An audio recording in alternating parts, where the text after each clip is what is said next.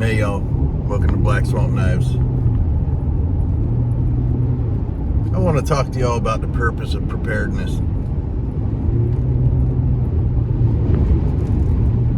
I had a conversation earlier with a guy about the cell phone outages they had the other day.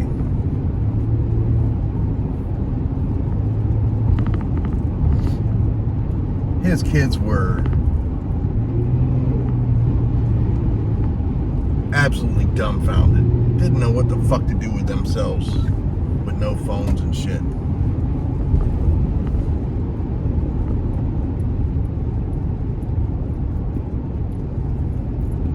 And think about how easy it was. Just for a simple mistake, a little glitch on some employee over at the phone company. How easy it was to make so many people uneasy and nervous and scared, at a loss, just bewildered, like you didn't know what the fuck to do. And that was just a simple phone outage. Could you imagine if that was something serious?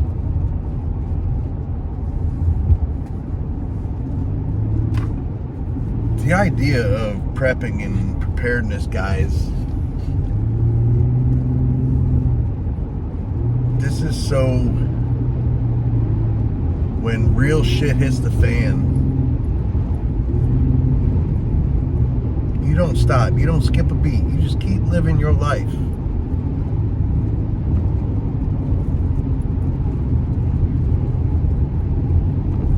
You're not bothered or worried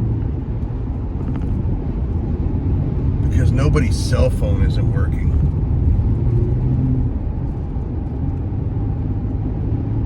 And this spiraled to this conversation that David and I had.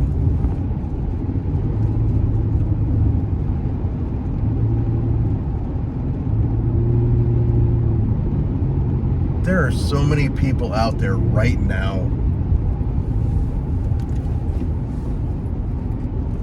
that just don't know anything. And their children don't know anything.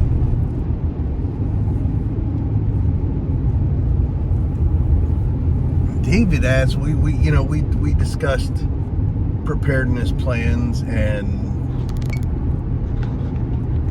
numbers and groups.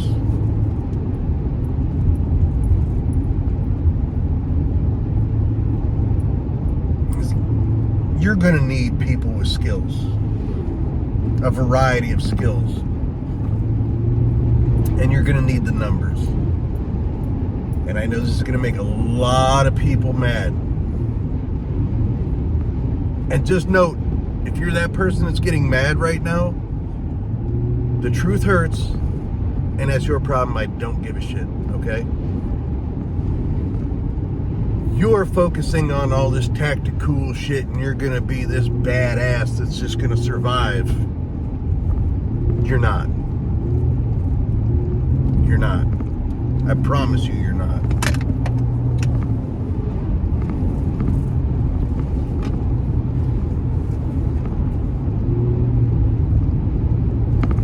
You need a lot more.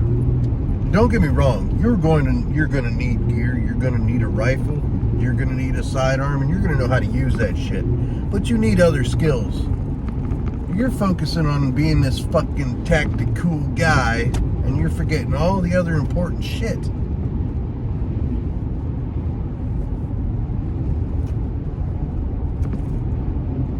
I'm a livestock farmer. I know how to raise animals. That's what I can do.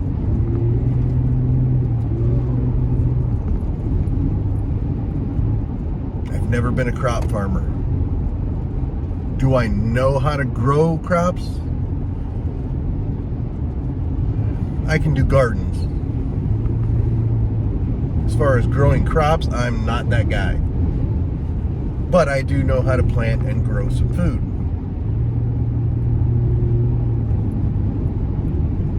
So a great addition to my group of people would be some crop farmers people that on a big scale know how to do this and they can do it well. Because for the numbers and the masses that you're going to have in your group, you're going to need somebody like that that can get it done. There are a lot of different aspects to preparedness and prepping and SHTF. There are a lot of aspects to this that go hand in hand to being successful.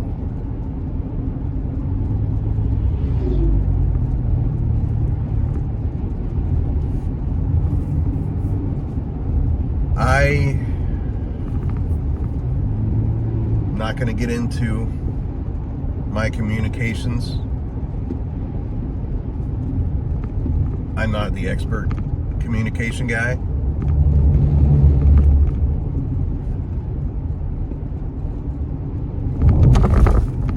The comms I run are very basic, very limited on what I can do.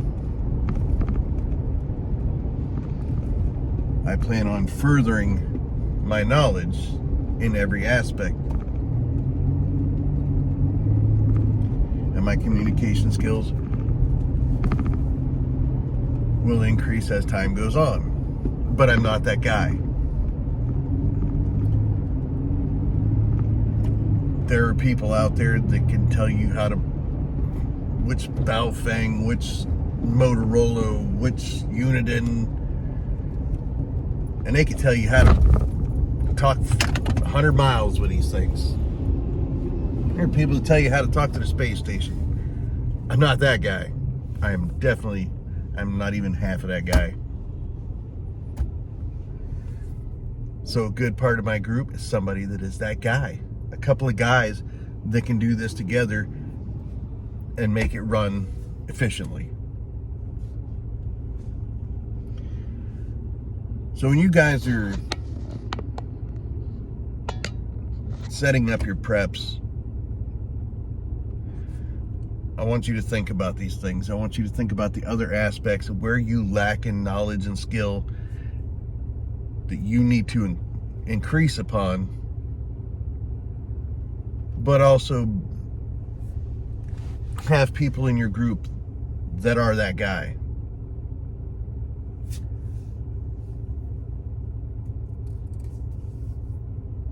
Numbers are going to be important.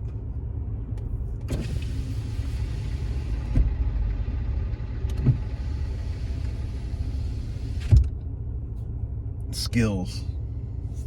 If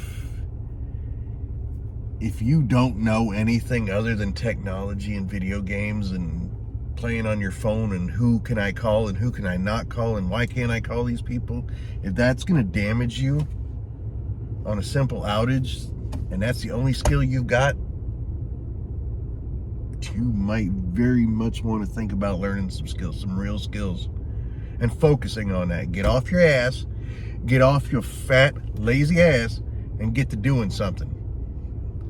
And I know this is making a lot of people on the internet's mad at me right now.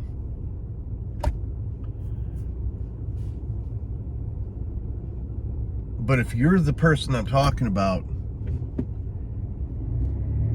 and shit gets serious, you're gonna go to people that you may know that can do all this, that are doing all this, that have the skills, that have the work ethic, and they're doing something about it.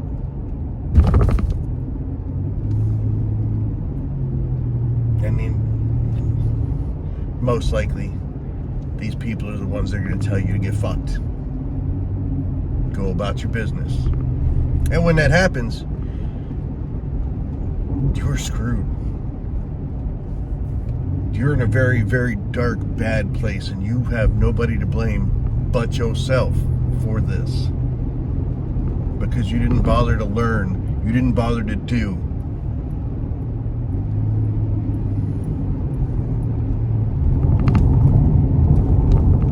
So I want you guys to think about this.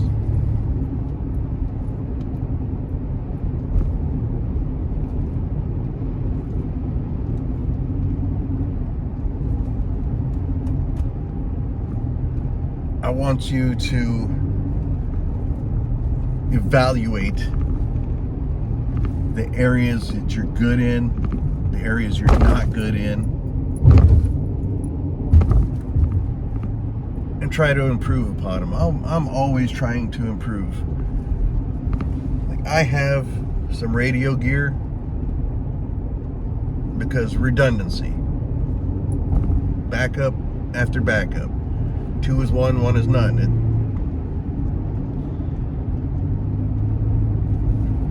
I have radio skills. I have some equipment that I continue to increase upon. There's some ham radio operators and other radio people of such on YouTube that I watch, and I try to get information from them. I try to learn and gather the information. I've bought ham radio license books so that I can learn. If I dig them out, I will do a video. I'll show you them later. This way you guys can, I believe I got them on Amazon. Don't hold me to that. But I'm always trying to improve my areas of weakness. And I'm always trying to improve the people around me, the people in the people that are going to be there with me when this happens.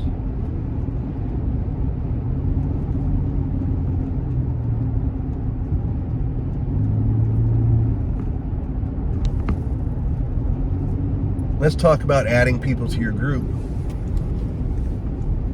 Let these be the people that you can really trust, that you spend time doing this shit together with.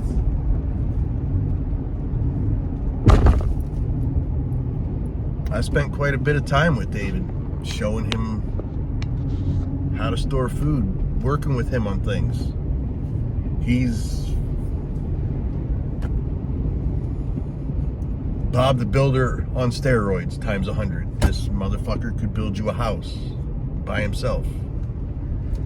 Skills, again, I'm way behind on. Don't get me wrong, I could build shit pretty good, but this motherfucker has the knowledge to build homes.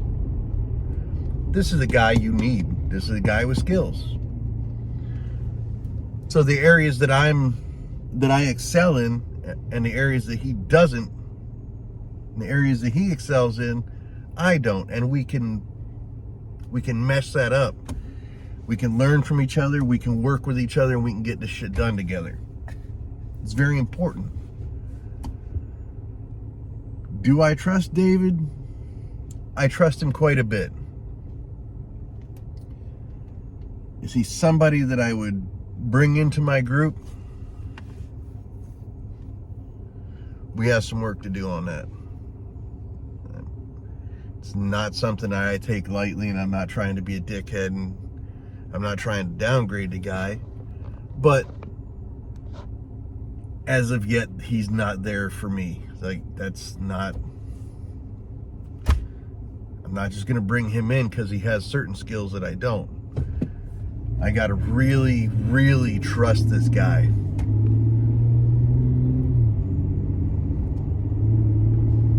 And we'll spend more and more time together. We will fellowship. We will get to know each other. We will build. And we'll do. Or we won't. But I want you guys to think about that. And I want you to be very, very selective. Don't bring people into your group just because you need the numbers.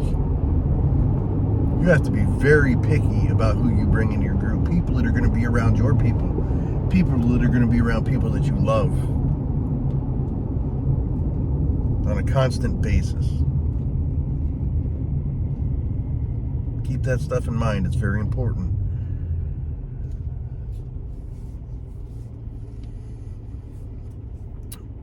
One of the guys that works in my day job, his name is Junior. Let's just leave it at that. That's what we call him, Junior.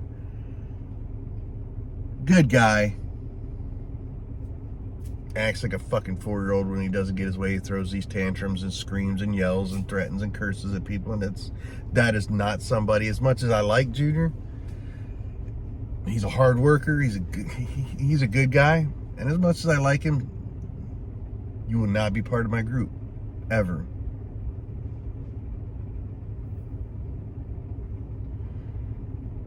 He loves chaos. He loves to create chaos. And that's not something I'm going to add to my group for any reason. If Junior ever came to me in a real shit hits a fan situation and says, hey, these people, they did this to me, and I'm all alone, and I have nothing anymore, and I need your help. I will give you a bag with a kit, stuff that's going to help you, and then I'm going to send you along your way. Because Junior, I like you, but you are not. I can't bring you into my group. You cannot be a part of my group, and I'm very firm on this. And there are people that I know. My son's mother.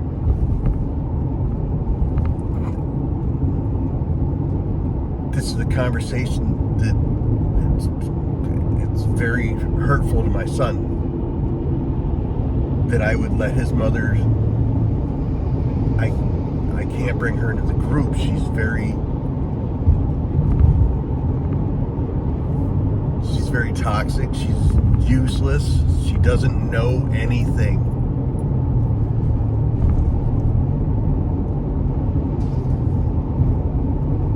She's a consumer. She's not an asset.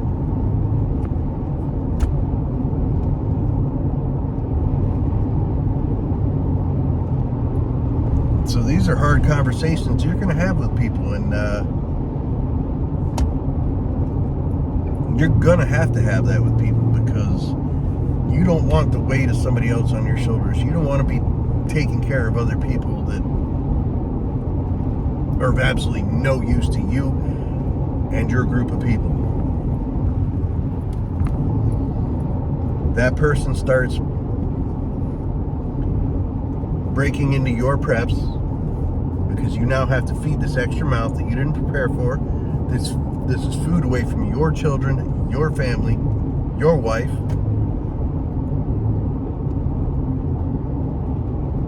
It becomes a strain on other people. This is somebody that has no skills and can't help out. So other people in the group have to do the work for this person. This is very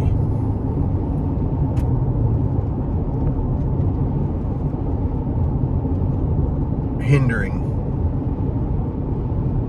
to your group, to your survival after shit hits the fan situation.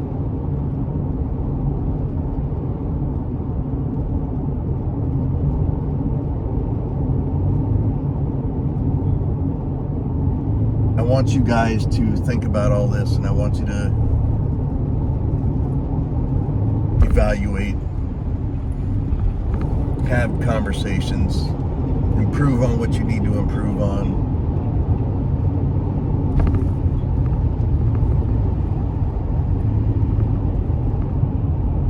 Because at the end of the day, this is your life after it got bad.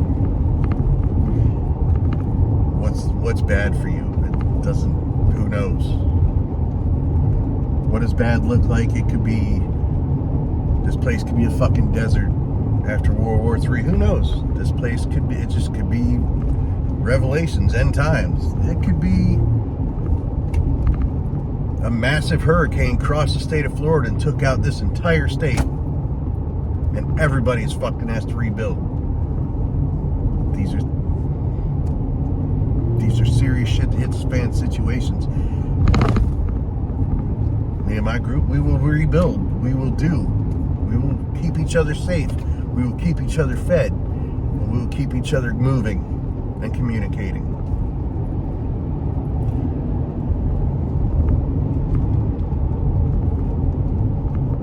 guys have any questions, anything that I can help you with,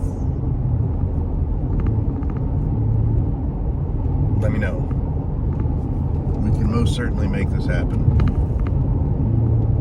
I can give you advice and tell you what I do. But you're ultimately going to have to look inside yourself and look at your people and decide for yourselves what you want to do and how you want to do this and what you want it to look like for you. And whatever this SHTF is for me,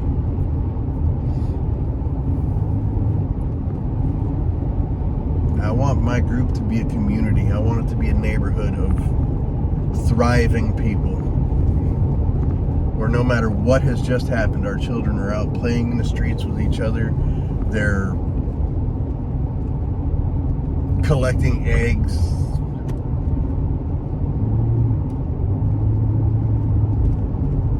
They're fellowshipping, they're making friends, they're bonding. They're growing and learning skills as they go. That they will raise fine children.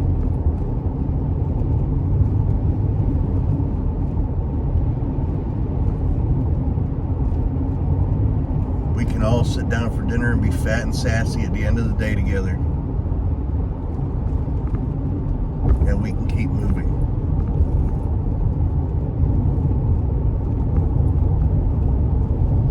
And I want us not to survive. I want us to thrive. I want us to be okay. I want us to be great.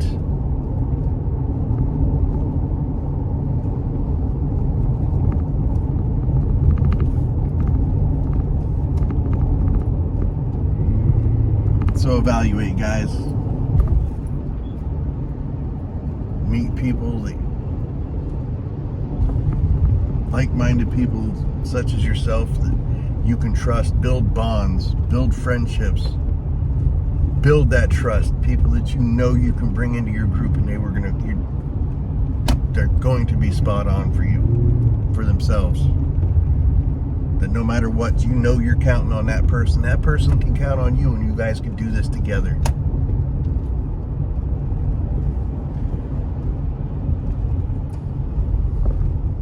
Fix the things you need to fix. Be the group you want to be, so that you're not the people in a cellular tower outage that don't know what the fuck's going on, that don't know what to do because your iPhone isn't working.